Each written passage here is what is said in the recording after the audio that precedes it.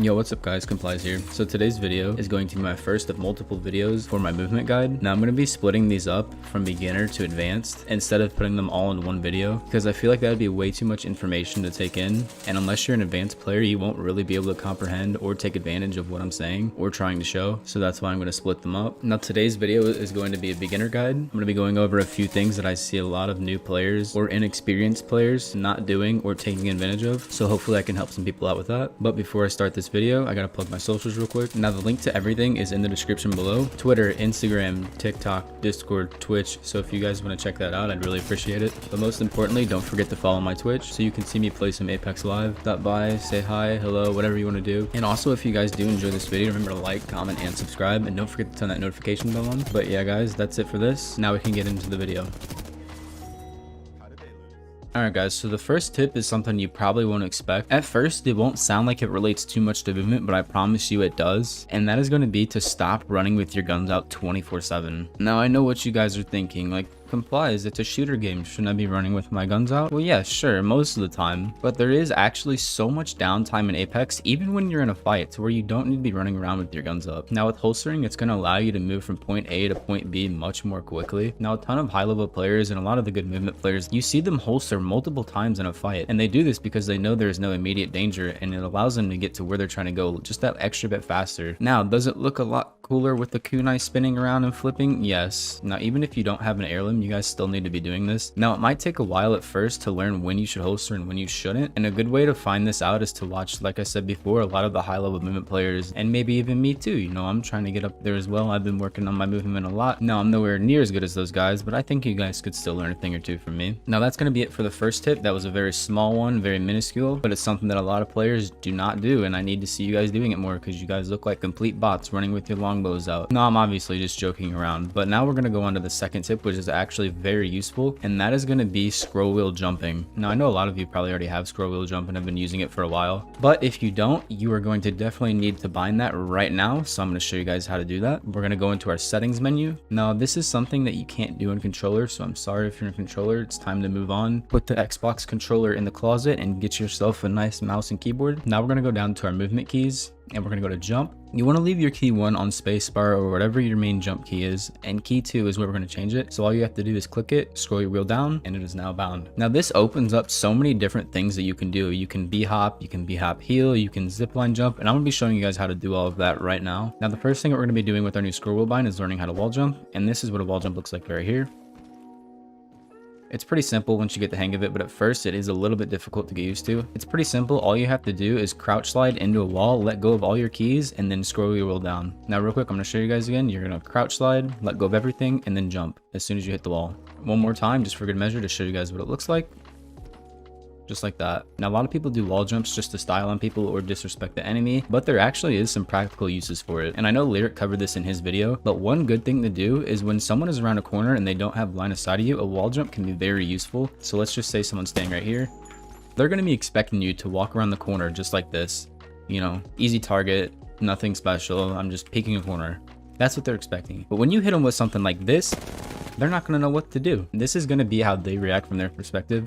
They're watching this corner right here, and all of a sudden you come flying through here. It's going to catch them off guard. So let's make sure we're practicing that. And like I said before, it is best to use when the enemy does not have line of sight with you, like this.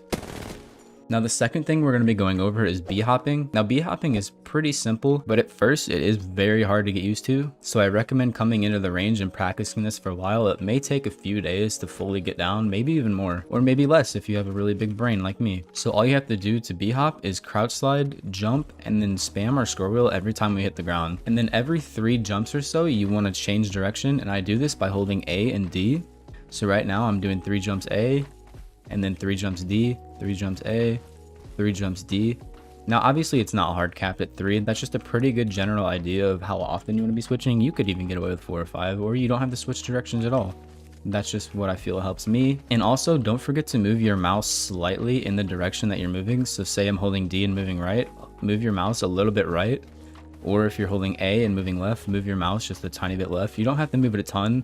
Otherwise, you'll just kind of mess yourself up a little bit like that. Now, real quick, I'm going to be going over the inputs with you guys one more time. So all you have to do is crouch slide, jump, hold crouch, and then every time you hit the ground, you need to spam your scroll wheel.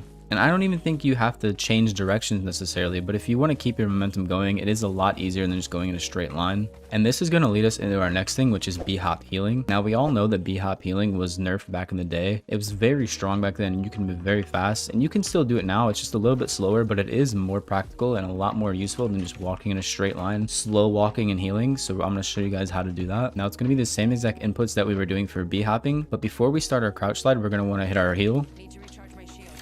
Just like this. Now with B-hop healing, it is important that we change our directions with every few jumps. Otherwise, it'll look a little bit something like this.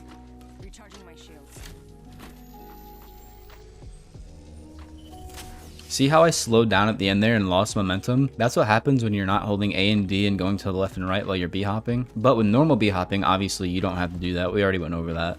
But when you B-hop heal, you 100% do need to change directions every few jumps, or hold one direction and make a big circle. Whatever you want to do, it's up to you. So one more time, I'm going to be going through the inputs. So what we're going to do is we press our heal button, we crouch slide, jump. Remember to hold crouch the entire time, and then every time that we hit the ground, we need to spam scroll wheel, and also make sure that we're holding A or D and looking to the right or left, and it'll look a little bit something like this.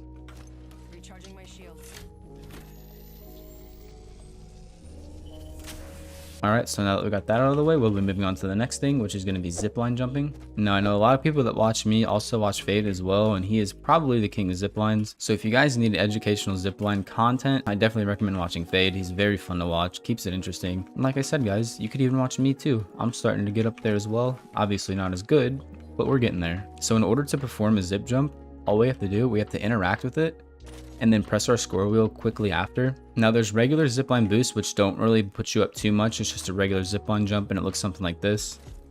But there's also a thing called the super jump, which allows you to boost just a little bit higher, and this is what that looks like. Now obviously you can see why that's useful. It'll make you a super hard target. It'll also allow you to get high grounds on certain buildings. And in order to perform the super zip jump, there's a couple of ways you can do it. I think the easiest and most consistent one is to stand completely still, don't press anything, and then do your normal zip jump, and that should propel you even higher than the regular zip jump. Or another thing you can do is just to time it perfectly, and you can be walking forward, and that'll look a little something like this. You can do both, but I think it's a little easier and a little more consistent to do it while you're standing still.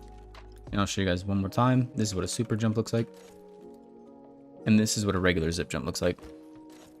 Alright guys, so now on to our next topic, which is going to be crouch slides. This is also one thing I see a lot of new players not doing, as they like to run with their guns out forever and not do anything with movement. They literally do this across the entire map right here. It's taking everything in my soul right now to not slide jump. Now I'm sure you guys can see right off the bat why this is bad.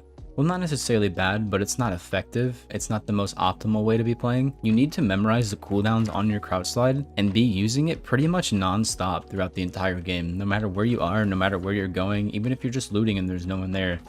You guys need to be crouch sliding because it allows you to traverse the map much more faster and much more efficiently than you are if you're just running in a straight line with your guns out. Now you guys can figure out the timing for yourself. How I like to do it is I will do a crouch slide, and real quick I'll demonstrate for you. So I'll crouch slide, 1, 2, 3, crouch slide, 1, 2, 3, crouch slide, 1, 2, 3.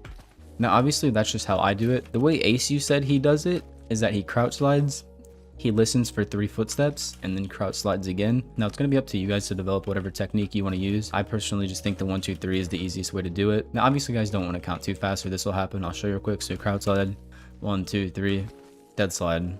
So yeah, you need to wait that extra little second. Take your time with it. Crouch slide, 1, 2, 3, crouch slide. Now I'm going to be going over a few other crouch slide techs that you can use. Now I also forgot to mention I don't play with toggle crouch, but I do think that hold crouch would make this a little bit easier.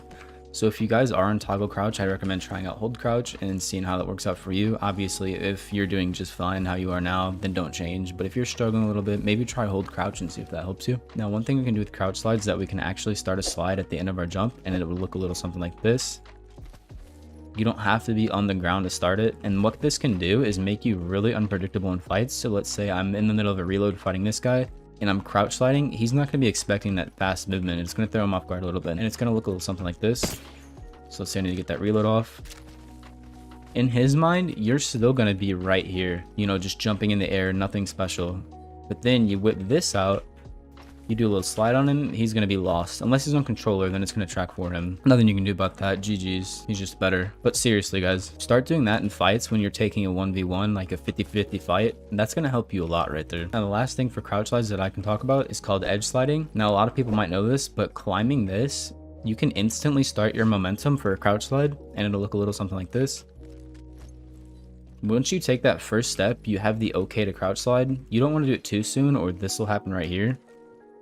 Absolutely nothing. You're just a sitting duck, an easy target. So you want to wait for that first step, and then you'll be okay to go.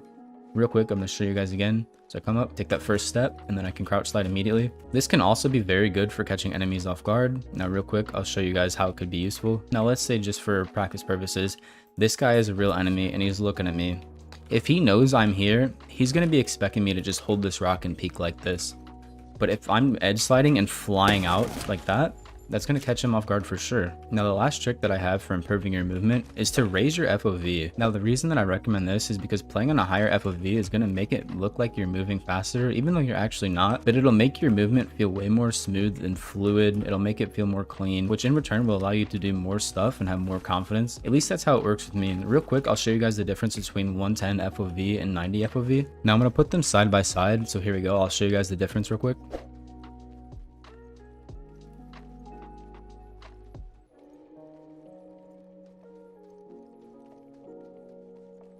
Now, this is more of a pure confidence thing. I also think it's just better to play on high FOV because you get more info on the screen. Now, at least in a BR, a higher FOV is going to be more efficient because there's many more things to keep track of. There's a lot you have to do. And it's also just, like I said before, it's going to make your movement feel so much cleaner because it's going to make it look like you're moving faster. Now, the lowest I'd recommend going is 104. Obviously, I'd recommend 110, but I know it's not for everybody. But if you're playing a pretty low FOV, like 104 or below, I'd recommend bumping that up to at least 104 and trying that out. Now, 104 is still on the pretty low side, to be honest with you. So even if you guys want to bump that up a little bit more, it's going to make your movement feel a lot better and a lot more clean. But yeah, try it out for yourself. If you don't like it, feel free to go back to your lower FOV. This is just what I recommend. It's helped me a lot. All right, now that's going to wrap it up for this first installment of my movement series. There will probably be about 4 or 5 videos in total. Like I said, I'm going to start from beginner and then end up in advanced. But anyways, guys, that does it for today's video. If you did enjoy it, remember to leave a like, comment, and subscribe. Hit that notification bell so you guys don't miss the up and coming movement guides. Be sure to follow my Twitch in the description below, where I stream just about every day. You could learn a thing or two about movement and aim from me. I'm obviously not the best, but I'm definitely above average, you know. Links to all my other social medias are in the description below as well. But yeah, guys, I really hope you enjoyed this video. I hope it helps you guys. But that's gonna be it for me.